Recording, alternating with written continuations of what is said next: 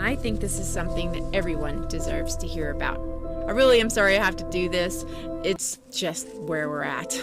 I hope I don't annoy you. Today I want to bring you some insights regarding the cause and the symptoms, okay? Note the word symptoms of CV that you have probably not yet heard. And no, this isn't about some patent or some P4 lab close to the seafood market, but it's about something far more profound. It is concerning the impacts, such as the inability to breathe, such as having a cough with no phlegm. Rather odd for pneumonia, wouldn't you say? And things like suddenly falling over with no other signs of sickness. All of these things can be related to something completely different than a virus. So let's explore this little reported fact about what has been happening in CH.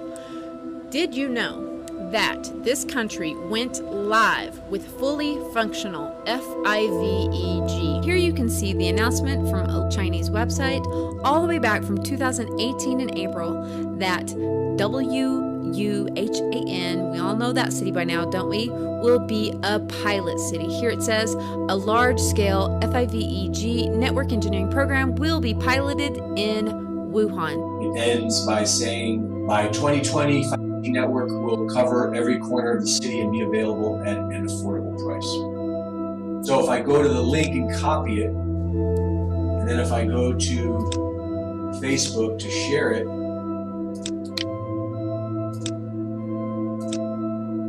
you can't share this link. Your post couldn't be shared because this link goes against our community standards. Interesting. This country went live with, yep, look at your screen, guys.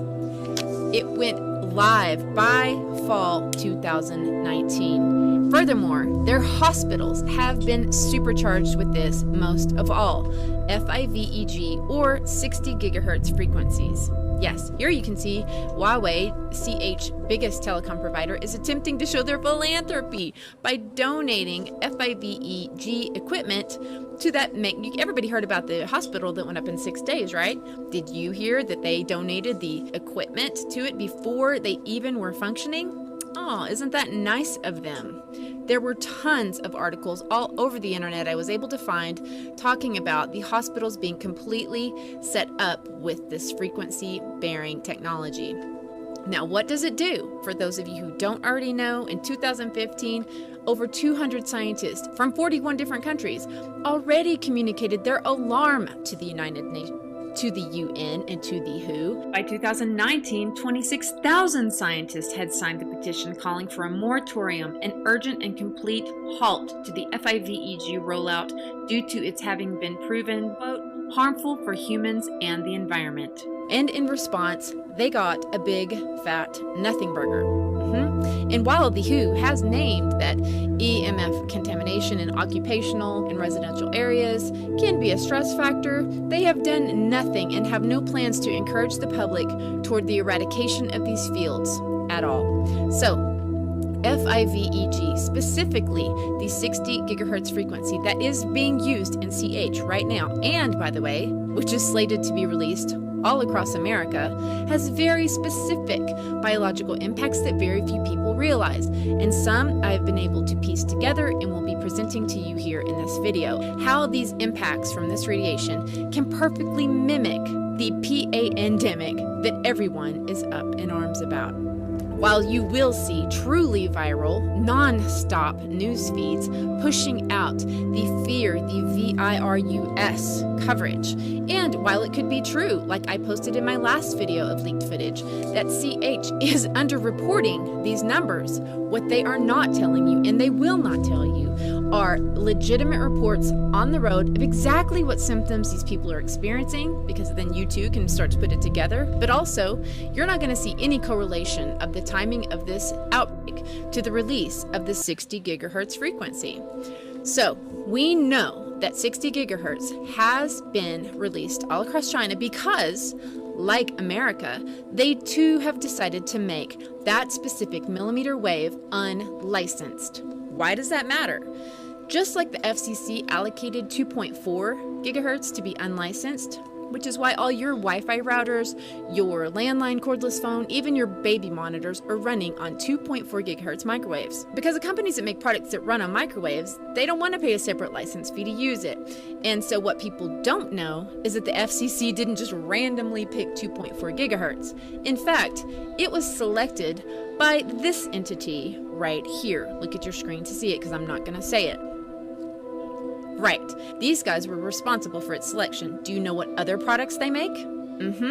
Now, this 2.4 is a frequency known to cause these problems I won't go into now, but my point is, in the same vein, 60 gigahertz is also selected to be the next unlicensed frequency, and so we the people will be bombarded with it.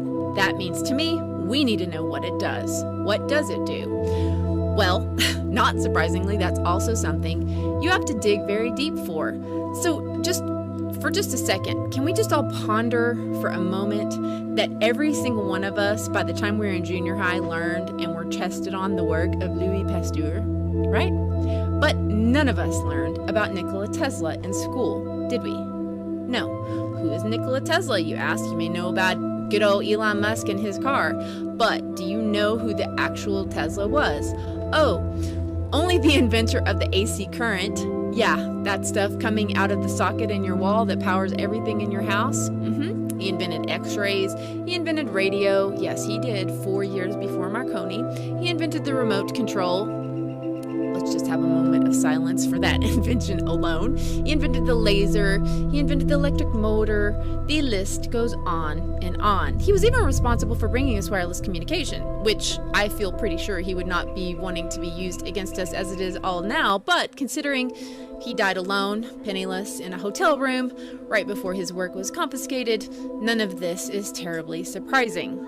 My point is, we are being educated on the forms of science that they want us to consider valid, while keeping our education limited on those forms of science that may expose what they're trying to accomplish. We have PhD level biological and chemical scientists coming out of our ears, but there is no such thing as a PhD in magnetobiology.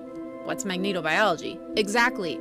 It's the study of how electromagnetic fields, like 2.4 and 60 gig, have impacts on the human body and all biology in general, like bees, key to our food chain. Wouldn't you think that the study of the very fields that have been exponentially increased upon all of us would be something that these groups would be funding? You would think, but they're not.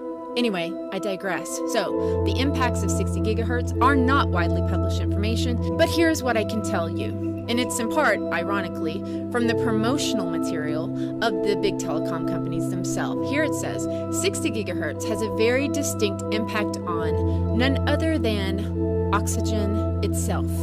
Yes, here are the articles released by companies who are touting the benefits of 60 gigahertz. They openly admit that 60 gigahertz is absorbable by oxygen. You can see in this graph here its impact on oxygen. All the frequencies before 60 gig are not impacted. Then once it hits that frequency, it spikes and becomes hugely absorbed by oxygen. Now in this article by the companies selling products that are going to run on 60 gig, they say that it's going to help its interference levels. Oh, isn't that nice? They don't want your first shooter video games to lag. And most of us know from mainstream releases promoting FIVEG that things like water and trees are going to get in the way of this frequency. So how in the world does this even make sense that we are using it? Unless their intentions are something else besides faster speed.